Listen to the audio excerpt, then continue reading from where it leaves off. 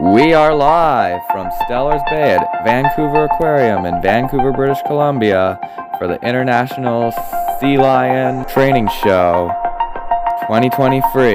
Now let's bring you inside our studio for the news. Hello everybody, I'm Riley Gamer TV Free. Welcome to today's broadcast of the International Sea Lion Training here in Vancouver, BC. You know, I've been to the Vancouver Aquarium so many times, and this very area, whenever they do a sea lion training show here, it made me think. So let's do a YouTube video of it, like it's an actual sporting event, and make it look like a sporting broadcast. When I see it looks like a sporting event, just how the feeder, or not the feeder, but the show area looks, I thought like we should take a little advantage of this, because I'm thinking this is what it looks like. We can take a little advantage of it and make it into a sports broadcast place. We can broadcast fake sports here. And yes, I'm spoiling the fact that this is a parody. This is not real. I just thought this would be a cool idea because last time I did a sports broadcast parody was Eleanor Wonders Why, USCC United Staring Contest Championship, Ari Bat, Koa Koala, and yes, it was supposed to do something with the UFC and WWE. Anyways, we're going to take a quick break. Coming up next will be the big show, the Sea Lion Training Show, and the big show is the Sea Lion Training right here at Stellar's Bay at Vancouver Aquarium.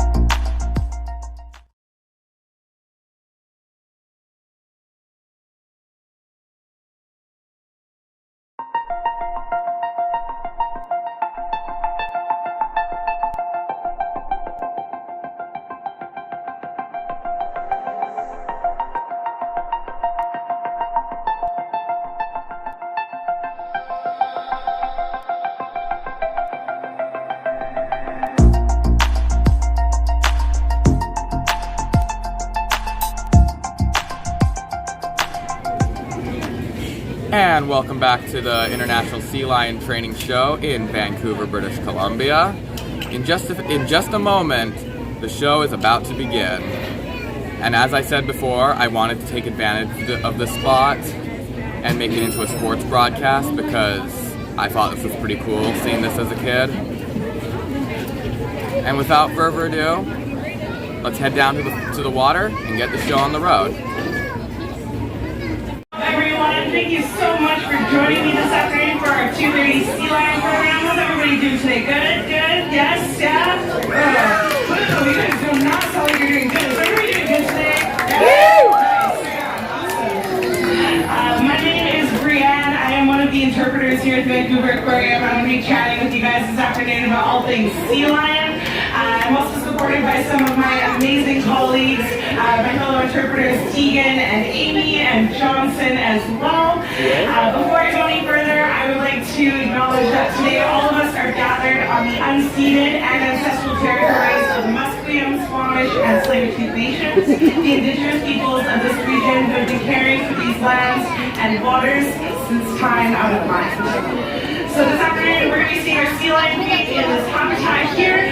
We also should probably introduce some of the animals that we're looking at, both humans and marine mammals. This afternoon, we have two female stellar sea lions and one male in here named Hazy and Bella, as well as the male that's named Anak. And the marine mammal trainers that we have joining us here today, we've got Ben working along the glass. There is Anak in all his glory. And we also have Nigel and Maddie working with the girls in the back. Can we please give a huge round of applause to our trainers and sea lions to start the program off? Thanks everyone. So today we're going to be talking about a lot of different things. We're going to learn a lot about why we we train the animals here at the aquarium. We're going to talk about how the heck training even works, and we're going to see that the relationship that these trainers have fostered with these animals is the foundation for all of the work that we're able to do here at our aquarium. So Stellar sea lions are year-round residents along the coast of British Columbia. They are the largest species of sea lion in the ocean, and they are truly incredible animals. We have been working with Stellar sea lions for a very long time, and we have been training them for a long time as well. There are 3 reasons why we train the animals here at the aquarium, so let's dive on in, pun intended. First reason that we train is for healthcare. The most important thing is taking care of these animals, ensuring that all of their health needs are met. So we get these animals to actively participate in their own healthcare by training for behaviors known as husbandry checks. Any of the things that your doctors, your dentists, your healthcare practitioners ask of you guys when you go and visit them, we can ask the same of these sea lions here. So as you can see, Ben is asking Enoch to lay down nice and flat and still. This might look like a very simple behavior. You might be thinking, oh, whatever, he's laying down. But this is actually really important. It allows us to do advanced health care like x-rays, ultrasounds. We can even ask these animals to donate some of their blood to us so we can make sure all aspects of their health are being looked after. You might also see them ask the sea lions to open up their mouths so we can take a good look at their teeth and their gums. The sea lion version of saying when you go to the dentist, right? So all the things that you do when you go to the doctor, we can look at when we're looking after these sea lions here. So the first reason that we're training, healthcare. The second reason we train is for some good old-fashioned physical exercise, which we already saw a little bit of from AMAC here today. Physical exercise is important for all things that are alive. We need to take care of all of the different muscle groups in our body. We need to make sure that we're staying nice and fit and active. Sea lions are very active animals in the ocean, swimming around, looking for their next meal, avoiding predators like orcas and sharks. So we like to make sure that we're asking similar physical demands of these animals here through different high energy behaviors. AMAC, even pulling himself out of the water, is incredibly impressive. He currently weighs around 2,000 pounds. I don't know about you guys, but when I pull myself out of the pool sometimes, it is hard. I can't imagine what it would be like if you weighed 2,000 pounds, right? So this in and of itself is very impressive, but we'll probably see a high energy behavior from AMAC right here. So this is just some of his examples of physical exercise that we're training for. The third and final reason that we train is for mental enrichment, which we actually already saw a little bit of from AMAC and Ben here a second ago. When he was swimming along his side and flapping his liver, that was kind of like the sea lion equivalent of patting your head and rubbing your belly at the same time. Can you guys do that? Can you pat your head and rub your belly at the same time? You gotta kind of think about it, right? You gotta kind of work at that. So that is creating different neural pathways simultaneously. You're using different parts of your body all at once. So this is keeping your mind nice and active because not only are they impressive physical animals, nervous from time to time. They are also incredibly intelligent, whether that's solving problems in the ocean, like where to find the next meal, how to raise their pups, avoiding predators. This is all very mentally stimulating work. So those are the 3 reasons that we train: healthcare, physical exercise, and enrichment. Now let's talk about how the heck training even happens. How is Ben communicating with AMAC right now and asking him to do these different behaviors? Well, we have method training here at the aquarium called positive reinforcement. Can you raise your hand if you've heard of positive reinforcement before? If you have kids at home, you should definitely be raising your hand right now, right? Positive reinforcement is a super important concept to understand when you're working with kids, when you're working with animals, even when you're navigating relationships with your family or your friends. That comes in 3 steps. The first step is us asking. Now, the trainers here haven't quite figured out how to talk sea lion yet, so we are using hand signals to talk to the different animals.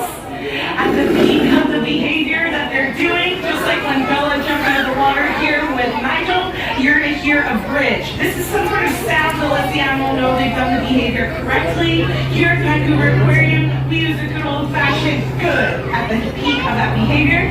And then the third step, of course,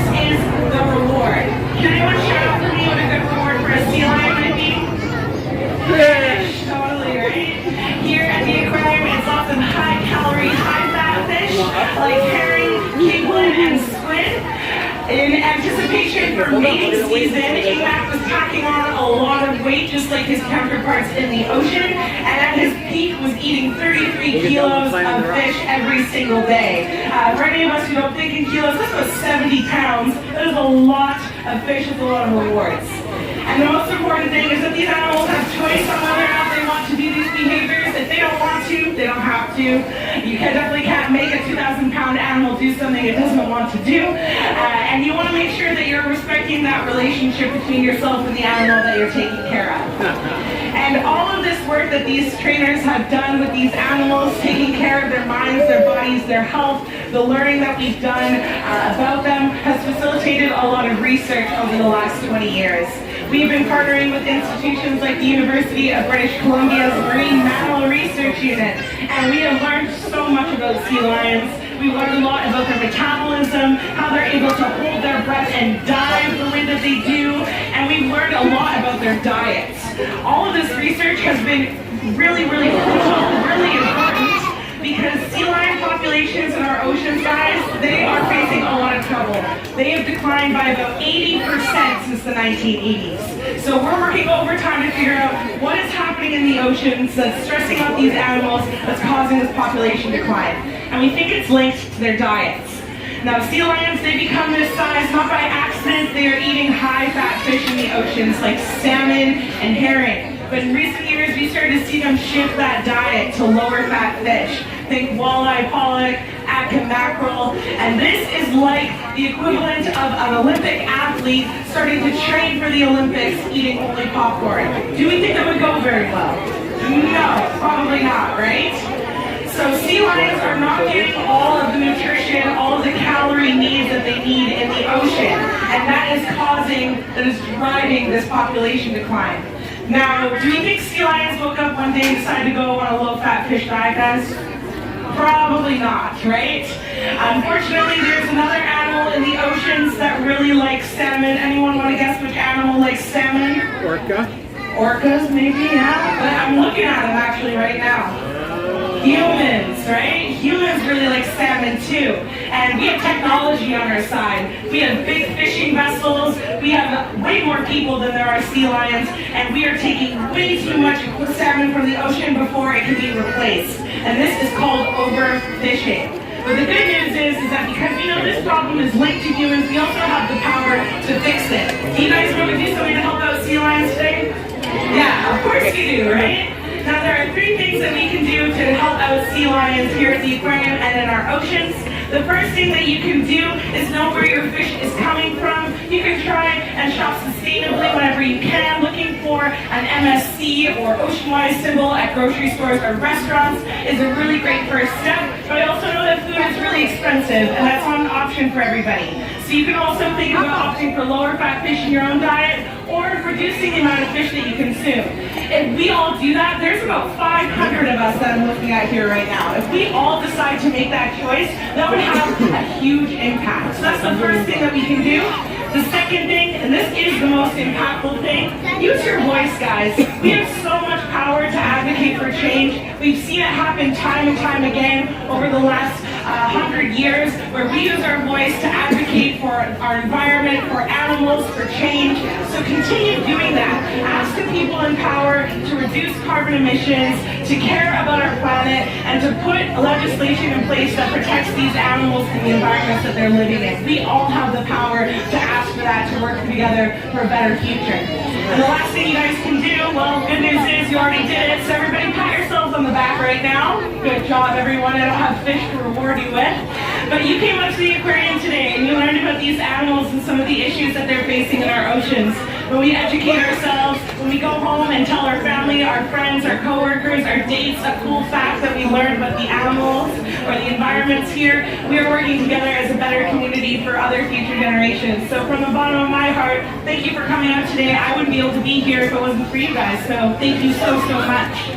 As you guys can see, oh, thanks guys. As you guys can see, our marine mammal trainers are incredible people who have amazing relationships with these animals. So how about a huge round of applause for them again? Awesome. If you guys are looking for the next program after this one, it's going to be at at 4 p.m. behind this upstream cafe here. We're going to be eating the sea otters at 4 p.m. If you have any questions, my name is Brianne. I would love to answer any of your questions. You can tell me your favorite fact, your compliments, concerns, anything like that. You can come on over. I also have Amy here. I saw Johnson hanging around somewhere as well too, so feel free to ask. Thank you so much, guys. Enjoy the rest of your day here at the aquarium. Thank you. Thank you. And we will have closing comments right after the break.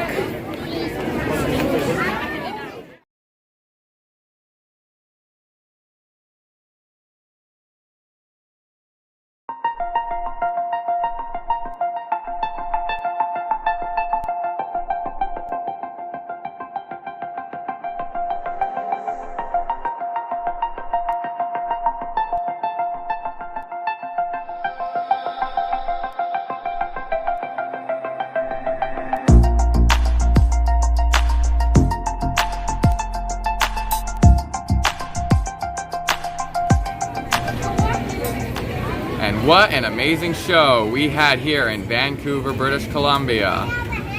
Apologies for the bad camera work, it's just this is my first time doing a fake live sports broadcast. And last time I did one was animated, not live action.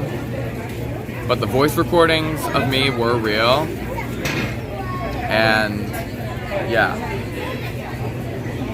Anyway, thank you so much for watching the broadcast. On behalf of me and my whole broadcast crew, I'm Riley Gamer TV Free. Have a good one. New music videos coming up next.